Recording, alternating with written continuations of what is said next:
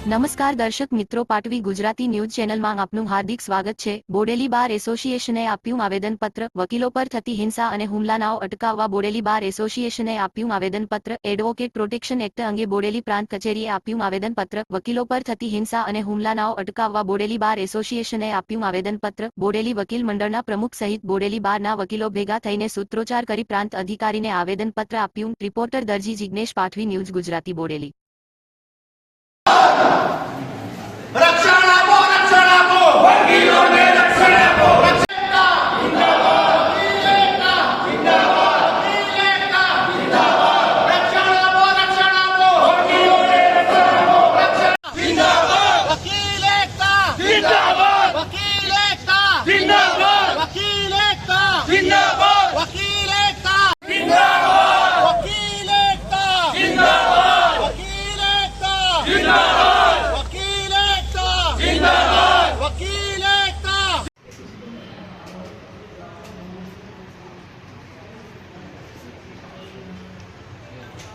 Okay હુમલા થતા રહે છે અને વકીલોને જે મર્ડર કરવામાં આવે છે એને લઈ અને રાજ્યના તમામ વકીલો આજે વન ડે વન ડિસ્ટ્રિક્ટ અને વન તાલુકાનો કાર્યક્રમ અંતર્ગત અમે આપને આવેદનપત્ર આપીએ છીએ, જે સ્વીકારી અને યોગ્ય તે કરવા માટે આપને વિનંતી છે।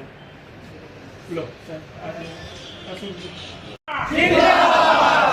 વકીલ એકતા જિંદાબાદ, વકીલોને રક્ષણ આપો, રક્ષણ આપો।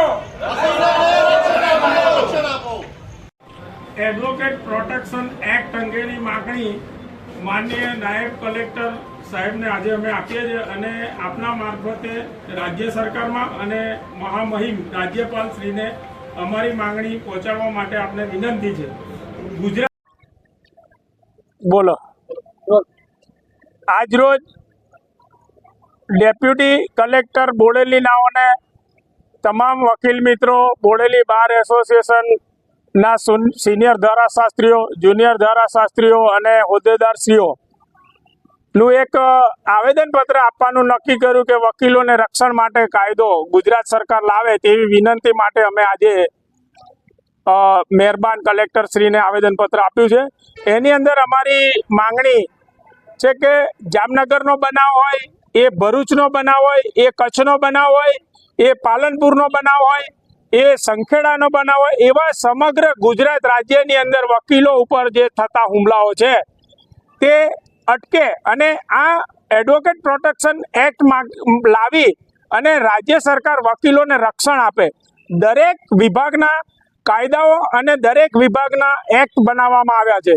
છેલ્લા ઘણા સમયથી અમે આ વકીલના રક્ષણના હિતના કાયદાની માંગણી કરતા આવ્યા છે અને આજે સમગ્ર રાજ્યની અંદર વન ડે વન તાલુકા અને વન ડિસ્ટ્રિક્ટ નો કાર્યક્રમ છે। એ અંતર્ગત આજે અમે આ આવેદનપત્ર આપ્યું છે। આવેદનપત્રની અંદર અમે તમામ પ્રકારની વકીલોને રક્ષણના હિતોની વાત કરેલી છે અને બીજું કે આ આવેદનપત્ર અમે સ્થાનિક અમારા માન્ય ધારાસભ્યશ્રીઓ, સ્થાનિક અમારા સાંસદશ્રીઓ, માન્ય મુખ્યમંત્રીશ્રી, માન્ય કાયદા વિભાગના મંત્રીશ્રી અને ભારત સરકારના કાયદા વિભાગના મંત્રીશ્રી અને મહામહિમ રાજ્યપાલને પણ આ આવેદનપત્ર મોકલવા માટે અમે માંગણી કરી છે।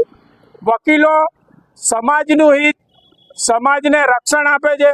વકીલો આરોપી તરફે હોય કે વાદી તરફે હોય, દરેકને એક ન્યાયતંત્રનો આધારસ્તંભ ગણી શકાય એવા વકીલ મિત્રો ઉપર જો અવનવા હેરાનગતિઓ અધિકારીઓ મારફતે કરવામાં આવે છે, પોલીસ મારફતે કરવામાં આવે છે, તો તમામની ઉપર એક અંકુશ આ કાયદો લાવી અને અંકુશ લાવવામાં આવે। એટલે આ માંગણી સાથે અમે આજે આવેદનપત્ર અમારા વકીલ મિત્રો અહીંયા તમામ હાજર રહ્યા અને આ કાર્યક્રમને સફળ બનાવ્યો એ બદલ આ પત્રકાર મિત્રો અને તમામ મિત્રોનો હું આભાર માનું છું। માંગણી નહીં સંતોષાય તો અમે મહેરબાન બાર કાઉન્સિલ ઓફ ગુજરાતના આ પરિપત્ર એમને પણ મોકલવાના છે। બાર કાઉન્સિલ ઓફ ઇન્ડિયાના જે ચેરમેન શ્રી છે એમને પણ મોકલવાના છે। એ અમારી માતૃત્વ સંસ્થાઓ છે।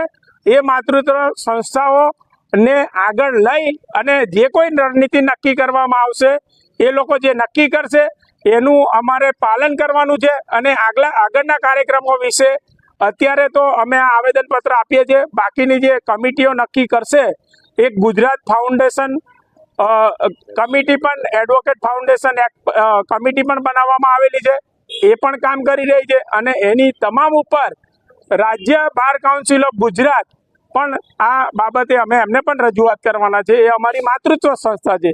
એટલે ચેરમેનશ્રીને પણ અમારી વિનંતી છે કે વકીલશ્રીઓ ને જે કોઈ થતી તકલીફો છે એને દૂર કરવા માટે રાજ્ય સરકારને વિનંતી કરે, વહેલામાં વહેલી તકે આ કાયદો પસાર કરે એવી અમારી આ તબક્કે માંગણી છે.